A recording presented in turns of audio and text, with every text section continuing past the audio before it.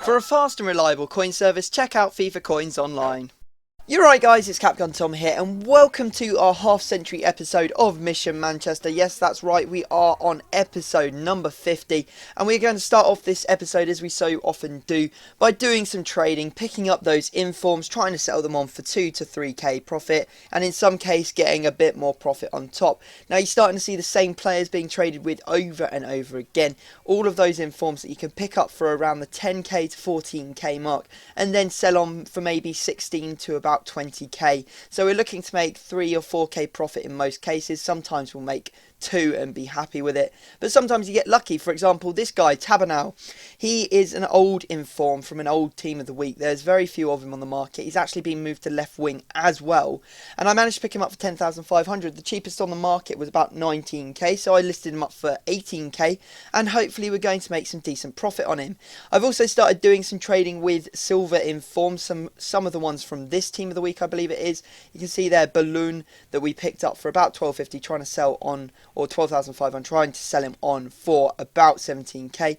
We were also, relying on our old methods as well. That Kapue I managed to sell earlier this week, picked him up for about 12k or 13k I believe, putting a CDM centre mid card on him and then being able to sell him on for potentially 19k, so there's about 6k profit or maybe 5k profit on that card for us.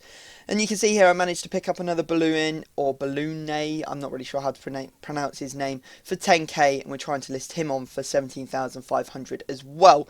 So we're going to get into some games. You can see that our team's looking pretty good. And someone said in the comment section of the last video that really I should sell Kagawa, because my logic behind not buying Inform Butner is he's a rotation player and that he won't be in the first team all the time. Now Kagawa is actually different because I actually am going to be using the Inform Kagawa as my first team player. Don't particularly like Nani. Ashley Young is a fantastic player, don't get me wrong, but I think that Kagawa has the skills to become a great player for us. And you can see here early on in this game, Kagawa coming down that left mid position, getting inside and forcing a goal or a corner out of the goalkeeper, and it's from this corner that we actually managed to take the lead.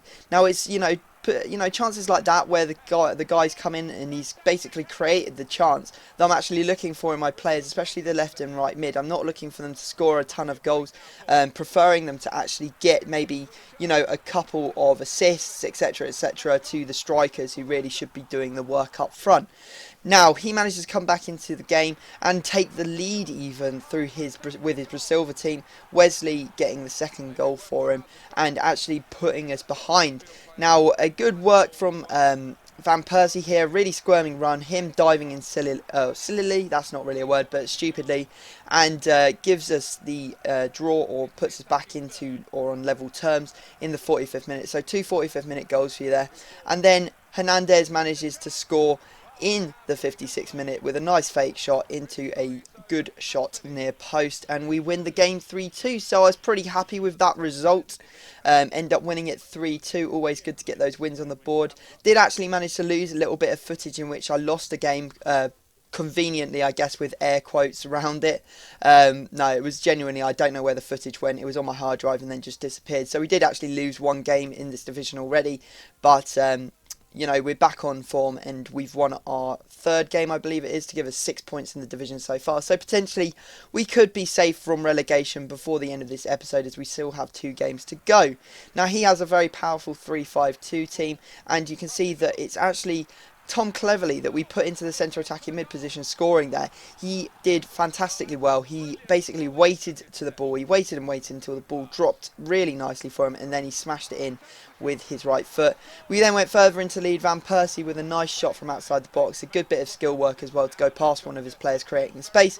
And we take the lead to 2-0. And after that, the guy actually decided he had enough and quit out, which gave us the 2-0 win. And we take 9 points from our first 3 games in the division, which is pretty good going. I'm pretty happy with that.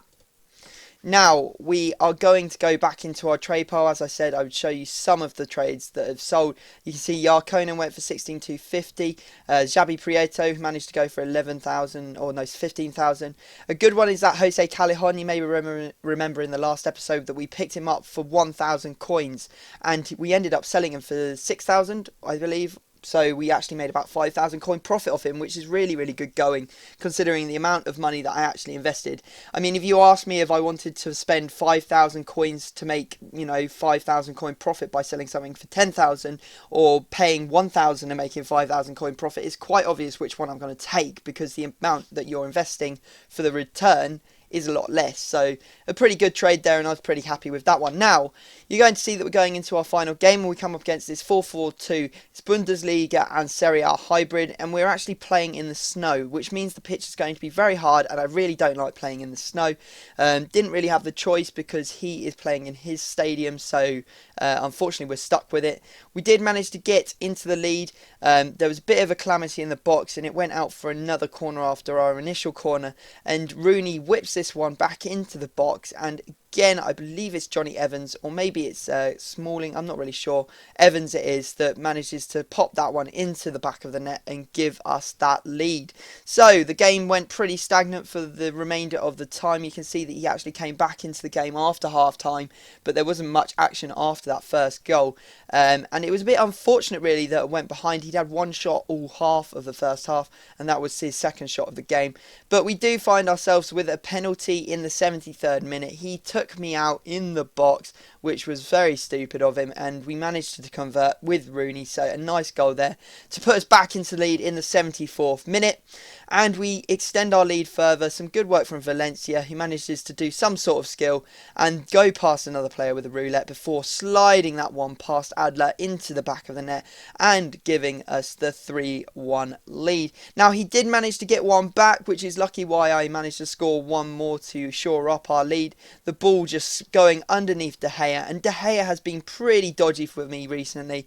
I'm really hoping he starts to pick up his game, because it's not good enough that he keeps making these sorts of mistakes. But guys, I hope you have enjoyed this episode. You can see that we are now safe from relegation in Division 1. If you could drop the video a like, that would be absolutely amazing. But other than that, I will have to stop talking, leave it there, and I will see you all next time.